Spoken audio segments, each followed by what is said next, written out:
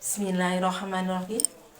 Assalamualaikum warahmatullahi wabarakatuh. Assalatu wassalamu ala asrafil anbiya'i wal mursalin wa ala alihi wa sahbihi ajma'in. Amma ba'd. Alhamdulillah, pada kesempatan kali ini dalam rangka memperingati Isra Mi'raj Nabi besar Muhammad Sallallahu Alaihi Wasallam, saya mengambil tema mengapa aku harus sholat. Mengapa aku harus sholat? Tentu karena sholat merupakan ibadah yang pertama kali akan dihisab. Sholat merupakan ibadah pertama kali yang akan ditanyakan ketika kita sudah menghadap kepada Allah. Sholat merupakan bentuk komunikasi kita kepada Allah. Sholat merupakan bentuk komunikasi seorang hamba kepada Tuhannya.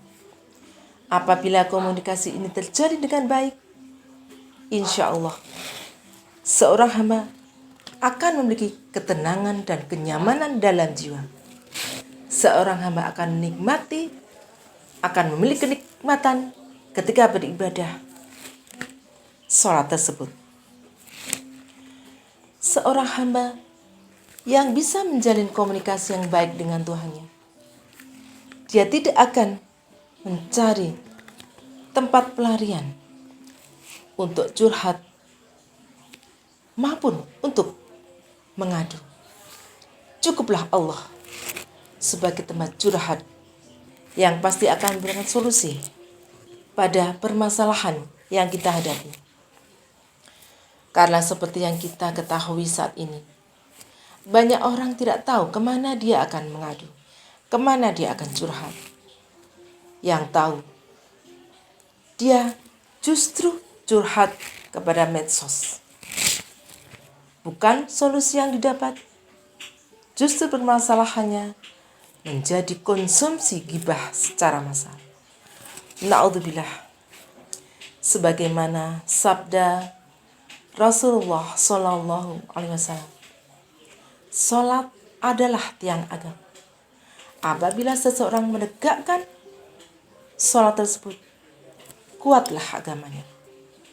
Dan barang siapa meninggalkan sholat tersebut, maka dia akan merobohkan agama tersebut.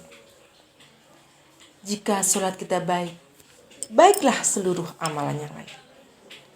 Jika sholat kita kacau, rusaklah amalan yang lain.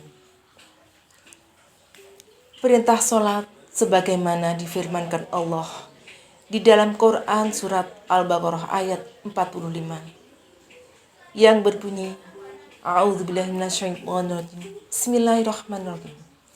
Wasta'inu bis-sabri was-shalah. Dan mohonlah pertolongan kepada Allah dengan sabar dan salat. Wa innaha lakabiratun illa 'alal khashi'in. Dan sholat itu sungguh berat, kecuali bagi orang-orang yang khusyuk. Sholat merupakan ciri sederhana seorang hamba. Sholat merupakan identitas yang kuat seorang muslim. Dia merupakan pembeda antara muslim dengan kafir. Oleh karena itu, sebagai seorang muslim, sudah sepantasnya lah kita selalu berusaha meningkatkan keimanan kita, berusaha memperbaiki kualitas ibadah kita, terutama kualitas di dalam sholat kita. Seperti yang kita ketahui, akhir-akhir ini banyak bermunculan statement-statement, pernyataan-pernyataan yang membuat bingung suatu umat. Sebagai contoh adalah SKB 3 Menteri yang masih hangat kita rasakan.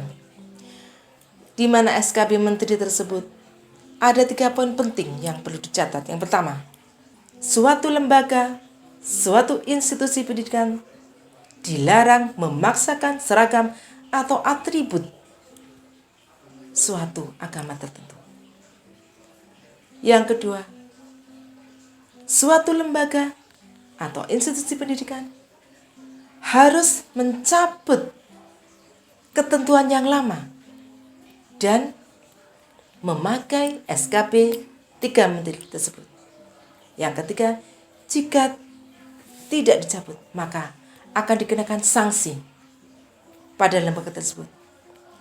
Namun, ada sedikit yang membuat kita sebagai umat muslim masih merasa sedikit tenang, karena SKB 3 menteri tersebut tidak berlaku untuk Provinsi Aceh Darussalam. Karena sebagaimana yang kita ketahui, Provinsi Aceh Darussalam yang mayoritas penduduknya adalah muslim. Saya mengajak diri saya sendiri dan keluarga senantiasa meningkatkan kualitas iman kita, meningkatkan ibadah kita, meningkatkan kualitas sholat kita, dan selalu tetap berpegang teguh pada Al-Quran dan hadis, selalu mendekat kepada Allah. Insya Allah, pertolongan Allah akan selalu datang. Jadikan sholat dan sabar sebagai penolongmu. Akhirnya, kebenaran hanyalah dari Allah semata datangnya.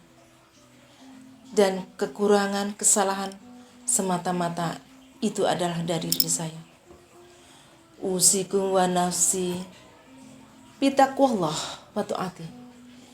Wassalamualaikum warahmatullahi wabarakatuh.